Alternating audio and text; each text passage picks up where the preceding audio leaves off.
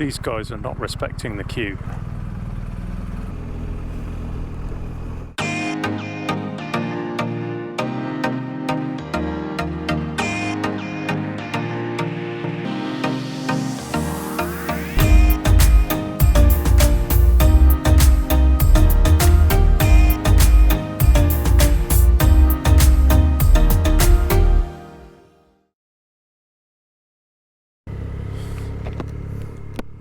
Well, good morning everyone, and welcome to Saint Gaultier.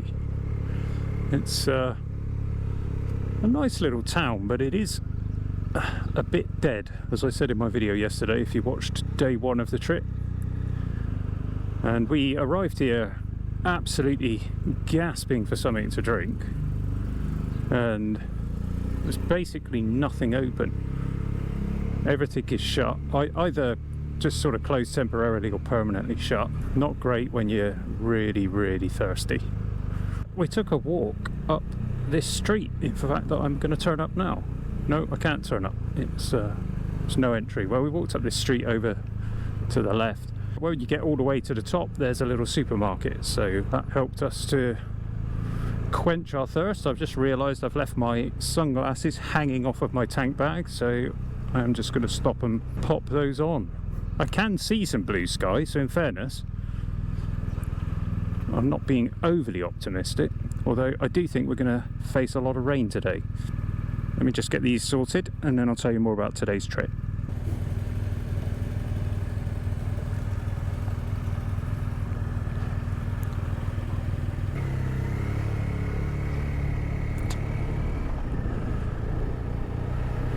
So if you haven't caught the first episode, we're travelling from Caen to Bilbao on our motorcycles. When I say we, that's myself and my father. I'm riding my R1250RT and my dad's on his CB 1100 Honda. Yesterday we did Caen to Saint Gaultier, and today we'll do Saint Gaultier to Fornel. Should be interesting ride today, perhaps more interesting than yesterday, which was a lot of motorway. Now we've got a bunch of motorway to do this morning just to get from this national park we're in, which I think is called Bren. It's a very interesting place and I wish we'd had more time to stop and explore, but we don't. And today we'll enter another national park, and looking at the terrain map and Google Maps, Google Earth, I mean, it does look pretty spectacular at points, so hopefully I'll bring you those highlights.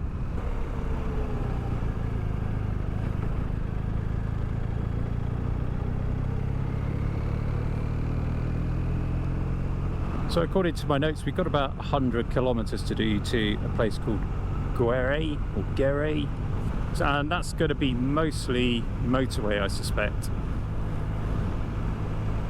Just putting my windscreen up for a bit of a break from the wind there. You might be able to see that it's covered in dead insects. There was something of an insect genocide yesterday as we were approaching our destination. And one of the great things about the windscreen on the R1250RT is that it catches most of those flies, so they don't end up on your helmet. Apart from the one time that I opened my visor and immediately an insect came in and smacked me on the face. Well, let me just tell you a little bit about our accommodation last night. So we got to the place, and I think I better show you this in the last video, but there's no signage outside on this little hotel, and it's run by a chef. Basically, he has a little restaurant and he has a little hotel, a guy named Thierry, a very nice guy. And the hotel was fine. It was very clean, very comfortable bed. I slept really well. A decent hot shower in the morning. That's all you want, really, isn't it, for a motorcycle tour? And his restaurant was probably 150 metres down the road. I need to just wind back a bit. When we arrived at the hotel, the door was locked, and there's a sign up in the door saying if the door's locked, phone me, which is a bit of an odd experience for a hotel. And we waited 5 minutes or so, and then Thierry turned up and let us in. And we misunderstood him. He spoke about us wanting to have dinner that night, and he suggested his restaurant. We sort of assumed that it was open. It was 6:30, I think, when we arrived, and it was still shut, so hence the search for something to drink, etc. Once we'd done that, we went back to the hotel, just rested up a bit, and we went back for dinner a bit later in the evening. Now, there wasn't a huge amount of choice on the menu, but sometimes that's a good thing because it forces you to have stuff that you wouldn't normally have. So I had an eggplant salad to start, a sort of oriental salad, and Afterwards, some Cajun ribs with rice. It was lovely, really nice, and all accompanied with some cherry beer, which was called Mort Subite. Sudden death, I think, is the English translation. Well, I lived to tell the tale, but it was good, and I'm glad I tried it. This morning we had some breakfast, fairly simple breakfast. So a pancake with like a sugary glaze on it, and added a bit of butter, and actually one of the nicest things I've eaten. I had to ask for another one. And yeah, a bit of bread and butter and some fruit, some coffee. That's all I need for breakfast. I'm ready for the road. The cost all in for that little bit of accommodation and food, everything was just under €100. I don't think that's too bad at all for a 2-course meal with a beer, a nice rub for the night, and breakfast. Yeah, not too bad. Anyway, let's get some miles under the wheels, and I'll switch the cameras back on when there's something perhaps a little bit more interesting to have a look at.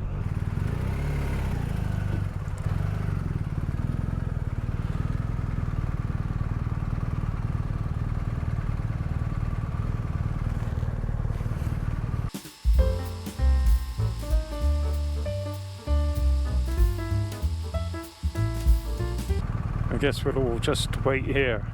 It's bizarre because the petrol pumps have got a bank card payment system, but they switch it off when there's somebody in the little hut. I could have just put my card in and paid for it and gone. This is ridiculous.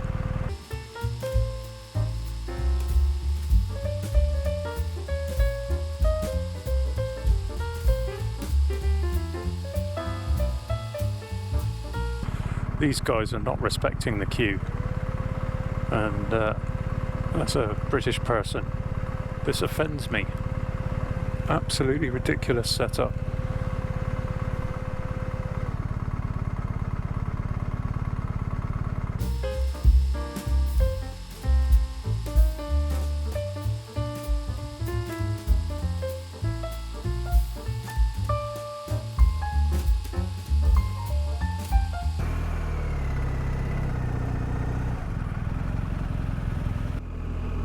Well, as you probably figured out, we're no longer on the motorway. We did pull off at a rest area. Nice rest area. I like the rest areas in France. They're often very pleasant. And chance to have a quick bit of refreshment. And we thought we'd better fill up the bikes because this might be a problem. Sorry, just seen a sign for dead end, route closed, and right, this is going to be a problem. Gonna have to turn around and find another way. Try not to drop the bike in the process. Oh, there we go, and I've stalled it. Class. What was I saying?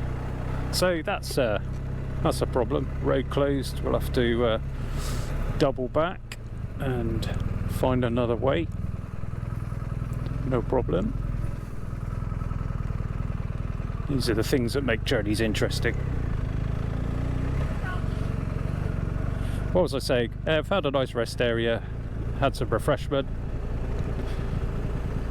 Now we're going to head back to that town of Guéret, and from there we should be heading out into the countryside, and there are certainly some decent sized hills around here. I think I'd hesitate to call them mountains, but it's nice to see the ground looking a bit more bumpy.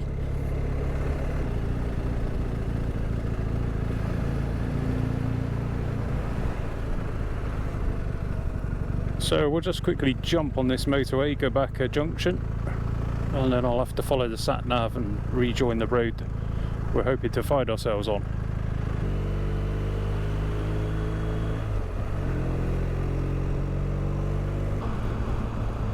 It is a very quick blast on the motorway. Just realising my dad is no longer behind me. Slow down, give him a chance to catch up.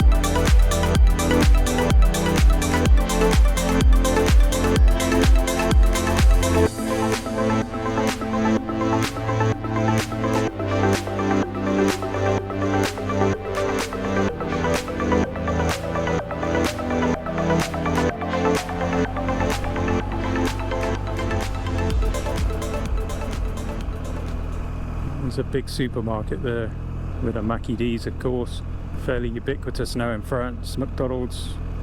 So I have to say the menu in France is far more interesting than the menu in the UK. Last year when we were over, I had a very nice steak sandwich, followed by some cakes from the in-store patisserie. And you can have a beer with your Big Mac meal. Very civilised.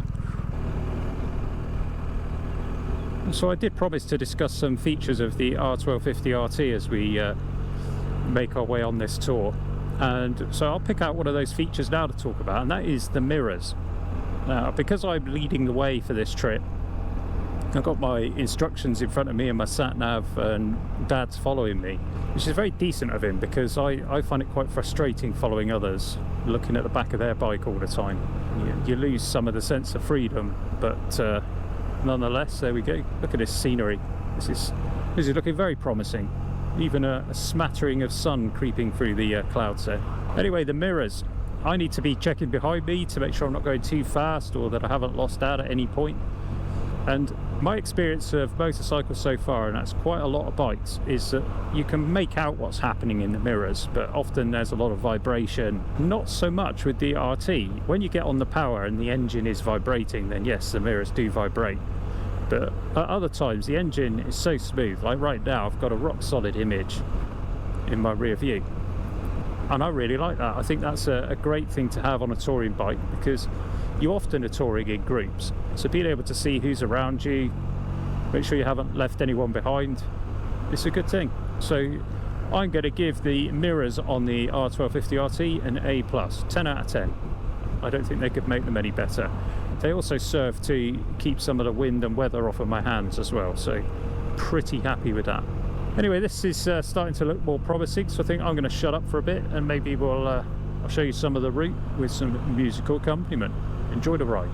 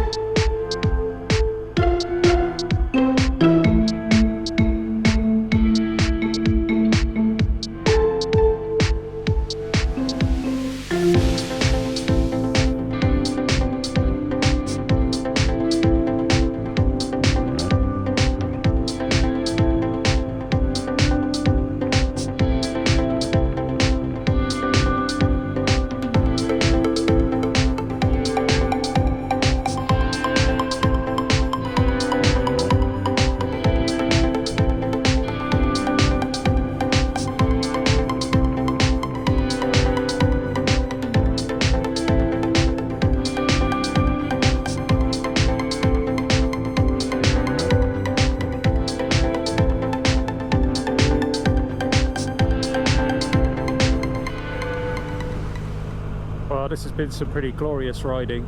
Hope you've been enjoying the scenery. Something I think is worth mentioning if you're wondering whether or not you should get a sat-nav for your bike. You might be thinking, but I don't need a sat-nav, I don't want to have directions, but I think there are lots of different uses for it. It's being able to see ahead down the road so you can see what's coming. You can see the twisty roads, you can plan your overtakes, that kind of thing. It's just useful to have. So I can see we've got some sharp turns coming up, so I can prepare myself for that and prepare the bike. And the other thing just to say is to talk about the handling of the R1250RT, because it is a big bike, but I have to say it's no problem at all getting it leant over on a faster road. As soon as you're moving, it is a very agile bike, particularly if you've got the suspension in the dynamic setting. I talked about this in my first impressions review video if you want to check that out at some point. But I have to say, yeah, very enjoyable to ride. I wouldn't be enjoying myself more if I was on a sports tourer or even a sports bike. In fact, I'd probably enjoy myself less on a sports bike because you've always got to go a bit faster, haven't you, for the comfort. But this bike is just great. The engine, the format, the handling, it all is in perfect balance as far as I'm concerned. It's really growing on me throughout this trip. Anyway, I'll shut up again so you can enjoy some of this scenery.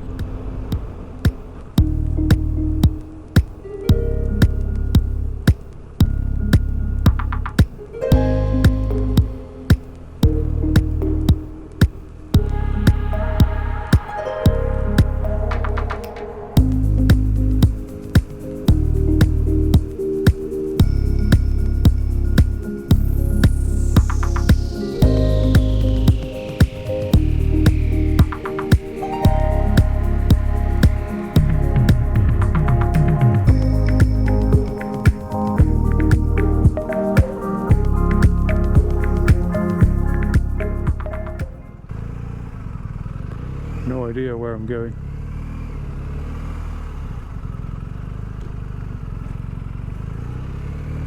Let's try this way, see what happens.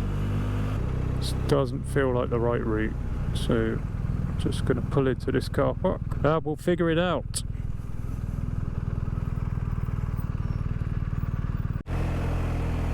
Climbing up out of the town on this tiny little road. Good old sat-nav, basically taking us down all of these back alleys. This is crazy.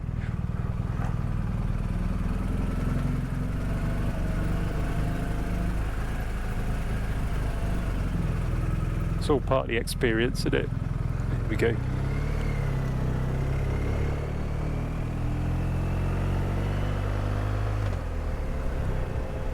It does feel like we're on a footpath. Especially when there's just a bench by the side of the road there.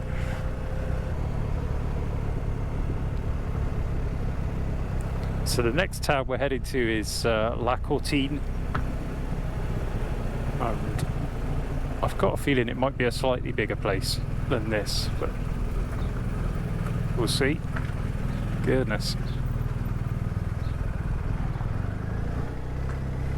Well, I would have never have known to do that, so there's another advert for a sat-nav.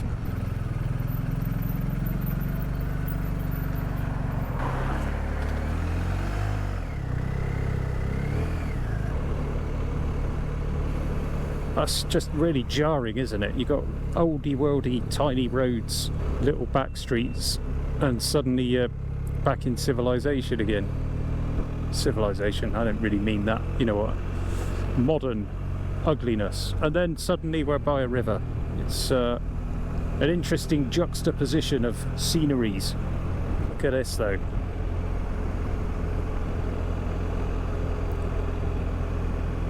Now it was nice yesterday, the ride after we got off the motorway from Saumur onwards was pleasant, but we're so tired it was difficult to properly enjoy it. It does feel like today we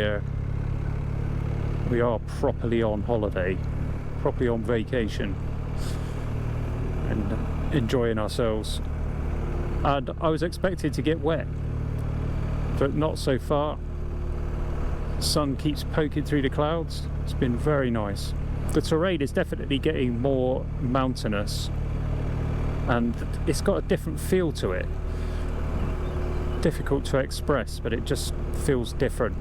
You do notice this as you go through France. There are huge differences between various regions. The architecture changes, the plant life changes. You go down to the south, it's very Spanish. You get these white houses with terracotta roofs, and up in the north it's very British, I suppose. And you've got everything in between. Such an interesting country. I love it here, I really do. So I think we've got quite a nice road to enjoy now, so once again I'll shut up and let you enjoy it too.